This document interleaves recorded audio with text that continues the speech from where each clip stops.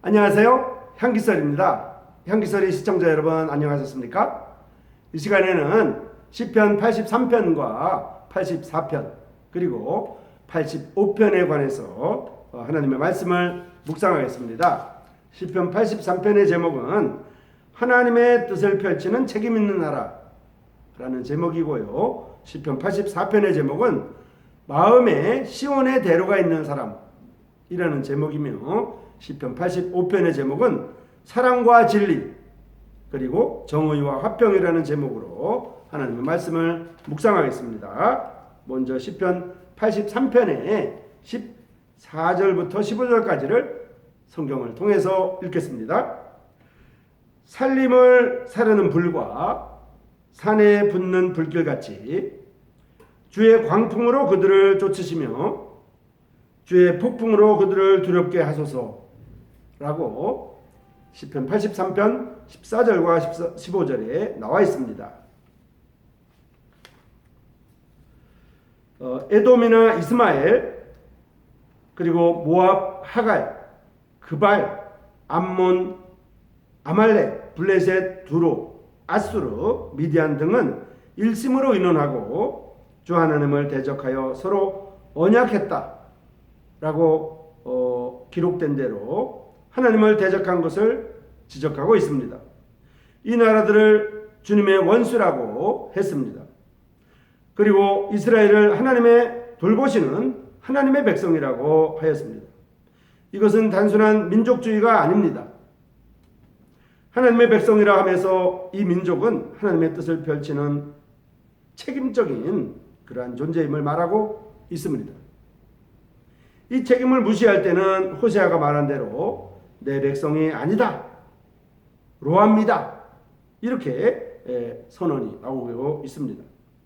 원수들이 하나님의 백성을 괴롭히고 저희를 끊어 다시는 나라를 세우지 못하게 한다는 하나님께 대한 반역이 이 모든 나라들의 잘못이라고 하였습니다.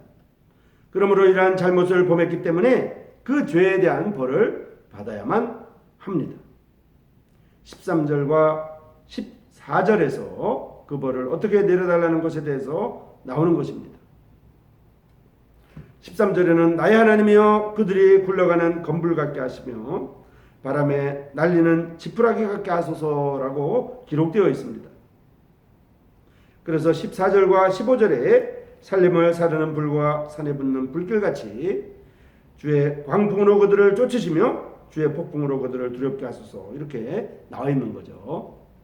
그리고 17절에는 이렇게 되어 있습니다. 그들로 수치를 당하여 영원히 놀라게 하시며 낭패와 멸망을 당하게 하여달라고 이렇게 기록하고 있는 것입니다. 하나님의 정의가 실현되고 하나님의 공의가 만 백성에게 미치는 일을 위해서는 하나님께서 이러한 악의 세력을 무너뜨려 주시기를 간구하고 있는 것입니다. 이런 심정에서 악인들을 향하여 바람에 불려가는 건불과 초계같이 되고 불길에 타 없어지는 숲과 같이 되며 불꽃에 휩쓸리는 산처럼 되게 해달라는 것이 기도의 내용입니다. 저희도 주님의 이름을 찾게 해달라는 그런 심정과 여호와라 이름하신 주님만이 온 세계의 지존자로 높임을 받게 해달라고 이렇게 하는 것에서 이러한 거룩한 뜻에서 신앙인을 핍박하고 정의와 평화를 파괴하는 악의 세력이 건불이나 초계같이 없어지기를 빌고 있는 그러한 시편이 됩니다. 자, 이제 시편 83편에서는 하나님의 뜻을 펼치는 책임 있는 나라가 그 외의 나라들에 대해서 하나님의 뜻을 펼치는 책임감에서 그 나라를 지켜달라고 하는 그러한 심정을 우리가 읽을 수가 있습니다. 자, 그러면 시편 84편을 보겠습니다. 시편 84편은 이미 말씀드린 대로 마음에 시온의 대로가 있는 사람이라는 제목입니다. 먼저 시편 83편 3절과 4절의 말씀을 성경을 통해서 읽겠습니다. 나의 왕 나의 하나님 만군의 여호와여 주님의 제단에서 참새도 제 집을 얻고 제비도 새끼들 보금자리를 얻었나이다. 주님의 집에 사는 자들은 복이 있나니 그들이 항상 주님을 찬송하리이다. 셀라. 이렇게 3절과 4절에서 기록하고 있습니다. 여기에 참새와 제비가 나오죠. 참새와 제비 같은 낮짐승도 하나님의 성전 처마 밑에서 집을 짓고 새끼를 키우는 보금자리를 가지고 행복스러운 그날을 보내는데, 하물며 하나님의 형상으로 지음받고 그분의 자녀로 사랑과 도움을 받고 있는, 또 시시때때로 그러한 사랑을 받고 있는 인간이 하나님의 집에서 시간을 보낸다는 것은 얼마나 아름다운지 모릅니다. 그 마음에 시온에 데려가 있는 자가 복이 있다고 하는 것에서 성전 안에서 스스로 자족하고 사는 그러한 단순한 마음이 아닙니다. 삶의 고달프고 지루한 투쟁에서 온갖 불의와 악의 세력과 더불어 때로 지저분하고 어둡고 습기 있는 그러한 생의 골짜기에서 괴로운 날을 보내는 심령들이 하나님이 계신 은혜의 보좌로 가급화하는 간절한 소망을 표시해주고 있는 것이라고 볼 수 있습니다. 하나님을 사모하는 그러한 시간들, 하나님을 사모하는 그러한 시간들을 살아가는 사람들은 참으로 복 있는 사람들입니다. 이 시는 시편 42편과 43편과 아주 유사하기도 합니다. 목마른 사슴이 시냇물을 사모한다는 비유는 쓰지 않았지만 하나님을 사모하기 때문에 그의 영혼이 애타고 지쳤다고 하는 것은 독특한 표현이라고 할 수가 있겠습니다.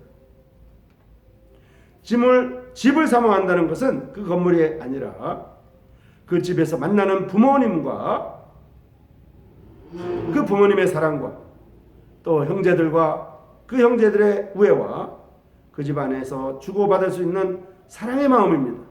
이것이 바로 집을 사모한다는 것이죠. 집의 건축물을 사모한다는 것이 아니죠.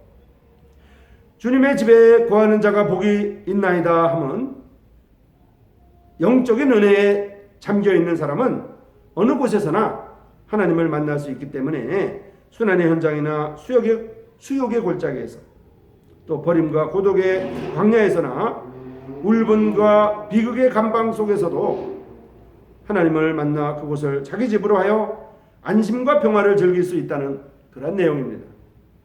하나님의 은혜의 손길에 붙잡혀서 살아가는 사람은 눈물의 골짜기를 지난다고 할지라도 많은 샘을 만나는 기쁨을 얻게 하며 이른 비의 축복을 받게 된다고 하였습니다.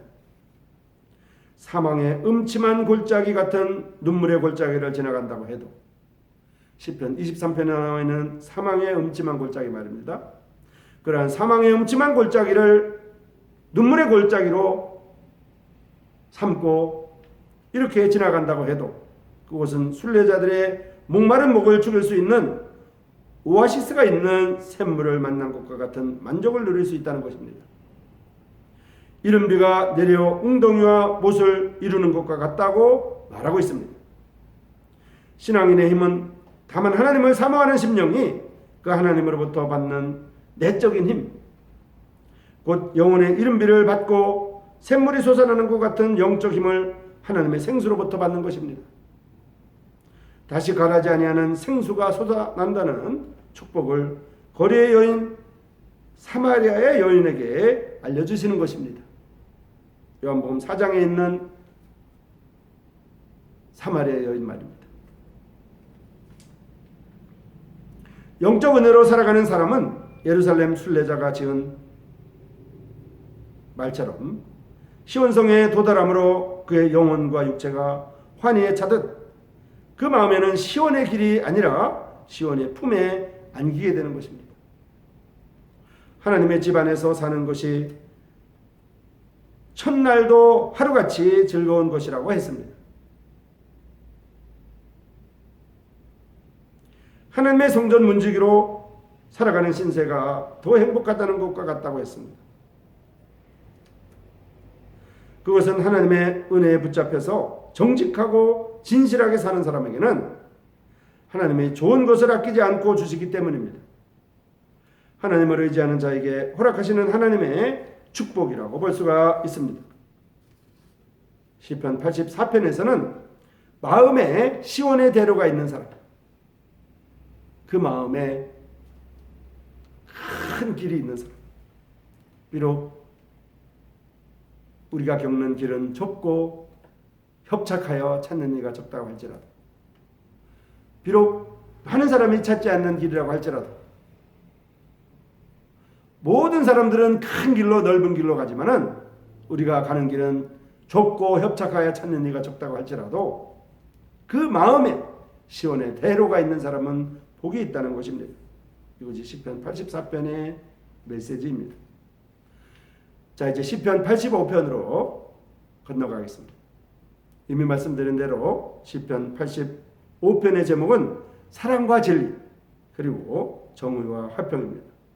시편 85편 10절과 11절을 성경을 통해서 읽겠습니다.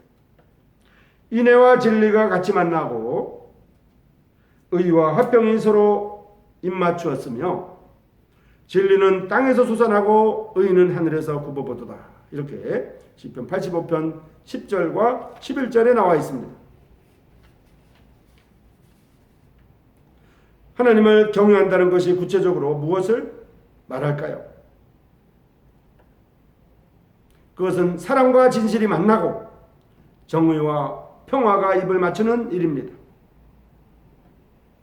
하나님의 사랑은 진실에서 나왔고 또 그분의 진실은 언제나 그분의 사랑을 나타냈습니다. 이스라엘이 많은 민족 가운데서 선택된 그 특수한 사랑도 하나님의 흔들리지 아니하시는 진실 때문이었습니다. 이것은 여호와 하나님과 이스라엘이 맺은 계약은 진실 위에 맺어진 것이기 때문입니다. 이 진실은 이스라엘을 사랑할 수밖에 없었습니다. 그런데 이 진실과 사랑은 하나님과 이스라엘의 종적인 신앙의 관계라고 한다면 정의와 화평은 입맞춘다고 하는 이런 표현을 통해서 정의와 화평은 인간이 다른 인간에게 가지는 윤리의 관계라고 할 수 있습니다. 정의가 사라지면 혼돈과 무질서뿐입니다. 거기에는 평화가 세워질 수가 없습니다. 평화는 무력으로나 외교의 힘 또는 정치 권력의 힘으로 오는 것이 아닙니다. 무력에 의한 평화는 곧 깨어지고 마는 것입니다. 평화는 다만 정의의 원칙이 실행될 때만 오는 것입니다. 정의와 평화가 입을 맞출 정도로 서로 분리할 수 없는 관계를 가지고 있는 것이죠. 진실은 땅에서 돋아나고 정의는 하늘에서 굽어 살핀다고 이렇게 말하고 있습니다. 인간의 진실에 하나님의 진실이 응답하고 하나님의 정의에 인간사의 정의가 바로 설 자리를 찾는다는 그런 표현인 것입니다. 진실은 인간에게, 정의는 하나님에게서 온다는 것입니다. 하나님께서 인생에게 원하는 것이 바로 진실이며 인생이 하나님에게서 바라는 것이 바로 정의이기도 합니다. 이것은 정의가 인간의 표준에서 정의를 조작할 수 있기 때문입니다. 권력가는 그의 권력으로 불의를 정의라 할 수가 있겠고요. 또 그렇게 전도된 정의가 이 세상의 질서를 파괴하고 평화를 위태롭게도 합니다. 정의는 다만 하나님이 보시고 정의라고 해야만 합니다. 역사의 기본 진리가 있고 역사의 기본 원리가 있는데 그 역사의 기본 원리가 하나님 표준에서 되어야만 이스라엘의 운명이 새롭게 되고 따라서 그 원리에서 우리 인간의 운명이 선한 것으로 바꿔진다고 말하고 있습니다.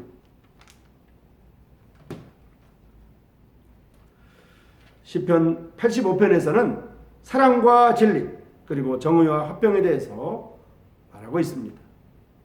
하나님은 정의로우십니다. 하나님은 우리에게 요구하시는 것은 바로 진실입니다. 하나님의 정의가 세워지고 인간들의 수평적인 화평이 이루어질 때 하나님의 나라는 계속 확장되어 나갈 것입니다. 시편 85편 10절에는 인애와 진리가 같이 만나고 그리고 의와 화평이 서로 입맞추었다고 말하고 있습니다. 진리는 땅에서 솟아나고 의는 하늘에서 굽어보도다라고 말하고 있습니다. 시편 85편에서는 사랑과 진리 그리고 정의와 화평에 대해서 우리에게 교훈하고 있는 것입니다. 향기소리 시청자 여러분, 이 시간에는 시편 83편과 84편 그리고 85편에 대해서 묵상하였습니다. 시편 83편에서는 하나님의 뜻을 펼치는 그러한 책임 있는 나라에 대해서 묵상해 봤고요. 그러한 하나님의 뜻을 펼치는 책임 있는 나라에 이스라엘 백성들은 살았습니다. 오늘날 하나님의 나라는 교회입니다. 교회를 통해서 펼쳐나가는 것이 펼쳐나가야 되는 것이 하나님의 나라입니다. 그래서 우리 스스로 우리 개인이 먼저 개인의 마음 가운데 하나님의 나라가 이루어져야 되고 개인 마음에 이루어진 하나님의 나라가 이제 주변으로 확장되어 나갈 때 교회를 통해서 또는 주변을 통해서 이렇게 퍼져나가는 것입니다. 그래서 그 하나님의 나라, 하나님의 뜻을 펼치는 책임 있는 하나님의 나라, 그 가운데 마음의 시온의 대로가 있는 우리 자신이 있어야만 되겠습니다. 마음의 시온의 대로가 있는 사람, 아무리 좁고 협착하여 찾는 이가 적은 그러한 외롭고 쓸쓸한 길이라고 할지라도 마음의 시온의 대로가 있는 한 사람, 또 한 사람이 있을 때 하나님의 나라는 확장해 나갈 것입니다. 그렇게 될 때 하나님의 사랑과 하나님의 진리가 펼쳐질 것입니다. 그리고 하나님의 정의와 인생의 진실함이 드러나고 인생들의 화평이 이루어지리라고 성경은 우리에게 교훈하고 있습니다. 향기소리 시청자 여러분, 다음 이 시간까지 안녕히 계십시오. 고맙습니다.